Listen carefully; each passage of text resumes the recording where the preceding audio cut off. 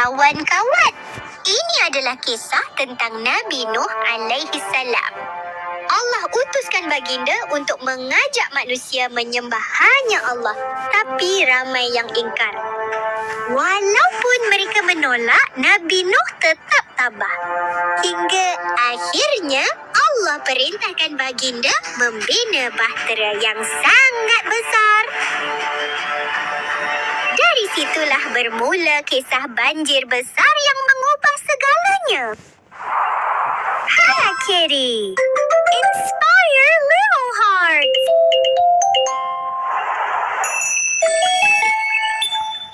Kawan-kawan, jom tekan butang subscribe. Setelah Nabi Adam alaihi salam wafat, umat manusia hidup dalam keimanan.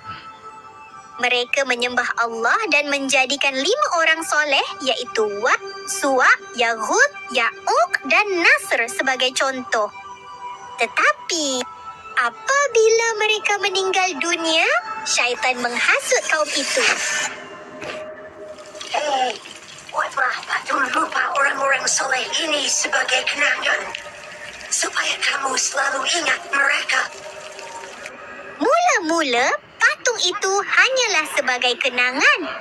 Tetapi tipu daya syaitan berjaya.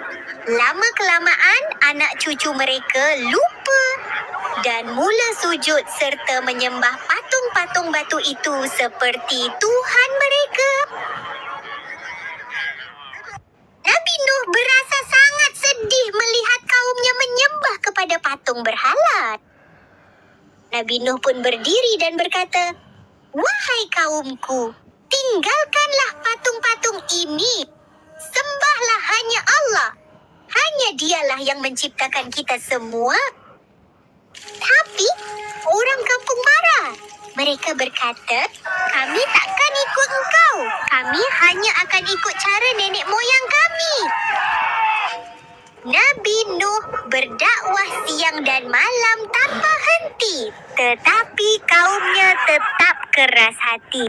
Mereka bukan sahaja menutup telinga, malah mentertawakan dan menghina baginda. Namun, yang paling menyakitkan, isteri dan anaknya sendiri pun tidak percaya dan menolak ajaran baginda. Setiap hari, semakin ramai yang menolak ajaran Nabi Nuh. Mereka berkata, "Kau cuma manusia biasa macam kami semua. Kalau betul azab Allah tu wujud, tunjukkanlah pada kami." Nabi Nuh tetap bersabar.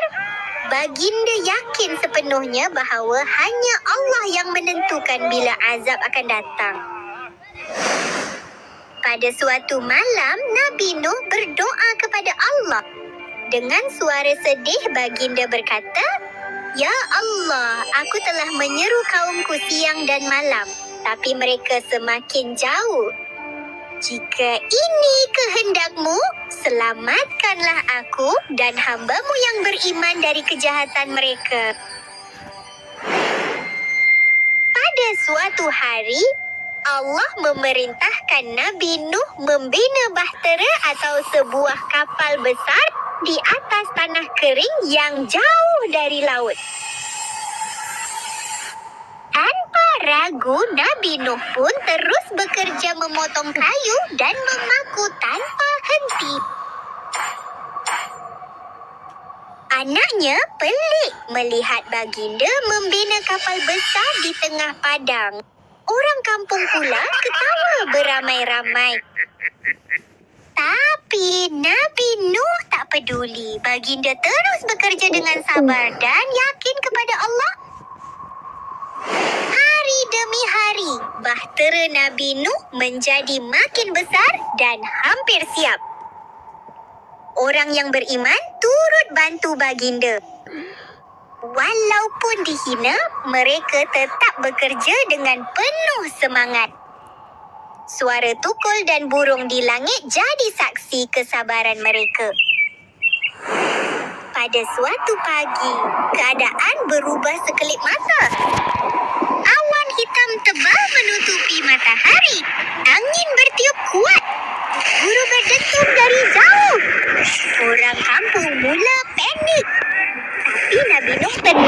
Baginda tahu inilah tanda janji Allah akan tiba. Nabi Nuh segera memanggil pengikutnya. Masuklah ke dalam kapal dengan nama Allah. Kita akan berlayar dan berlabuh dengan selamat. Allah perintahkan Nabi Nuh supaya membawa setiap jenis haiwan secara berpasangan. Burung, lembu, kambing, unta, gajah, semuanya masuk ke kapal dengan tertib. Mereka juga membawa bekalan makanan dan air untuk perjalanan yang panjang.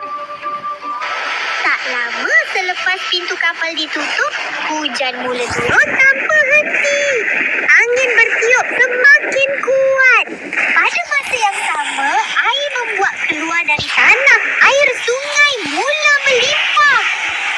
Dalam sekelip mata je, seluruh bumi ditutup dengan air, menandakan bermulanya banjir besar yang Allah janjikan. Air terus naik tinggi. Rumah-rumah pula mula tenggelam satu demi satu. Orang kampung menjerit ketakutan dan berlari ke tempat tinggi untuk menyelamatkan diri. Tapi tiada siapa mampu lari dari kuasa Allah. Nabi Nuh memanggil anaknya dari atas kapal. Wahai anakku, naiklah bersama kami. Jangan kamu bersama orang yang ingkar. Tetapi anaknya dengan angkuh menjawab, tidak, aku akan naik ke gunung yang paling tinggi. Air takkan pernah sampai padaku. Nabi Nuh menjerit, anakku, hari ini tiada sesiapa pun yang selamat kecuali yang dirahmati Allah. Tiba-tiba sebuah ombak yang sangat besar datang lalu memisahkan Nabi Nuh dan anaknya. Dalam sekelip mata, anaknya hilang dari pandangan. Nabi Nuh berasa sangat sedih. Baginda berdoa, ya Tuhanku, anakku itu adalah sebahagian dari keluargaku. Tetapi Allah berfirman dengan tegas, wahai Nuh, dia bukan dari keluargamu yang beriman. Janganlah engkau memohon sesuatu yang engkau tidak tahu. Sesungguhnya aku menasihatimu supaya engkau jangan termasuk orang yang jahil. Nabi Nuh terus tunduk reda dengan ketentuan Allah. Kapal Nabi Nuh kini berlayar di atas lautan air yang luas dan tanpa batas. Di bawah mereka terdapat lembah dan gunung yang telah ditelan sepenuhnya oleh air. Di atas, burung-burung kecil terbang mencari tempat perlindungan. Kapal itu adalah satu-satunya harapan di tengah-tengah air yang menenggelamkan seluruh bumi. Setelah berbulan-bulan belayar, Allah pun berfirman, wahai bumi, telanlah airmu, dan wahai langit, hentikanlah hujanmu. Maka air pun surut dan perintah itu pun selesai. Lalu kapal Nabi Nuh pun mendarat di puncak Gunung Judi. Gunung itu kini menjadi saksi kepada janji Allah. Semua haiwan meluru keluar dengan gembira. Nabi Nuh dan semua pengikutnya segera sujud bersyukur kepada Allah atas rahmat dan perlindungannya. Sebagai tanda syukur, Nabi Nuh dan pengikutnya berpuasa pada hari kapal itu mendarat. Peristiwa itu terjadi pada 10 Muharram yang kini kita kenali sebagai Hari Ashura. Baginda terus membimbing anak cucu supaya menyembah hanya Allah dan tidak mengulangi kesilapan kaum terdahulu. Baginda berdakwah di bumi ini selama 950 tahun. Perjuangan Baginda sangat lama dan sungguh berat. itulah kisah Nabi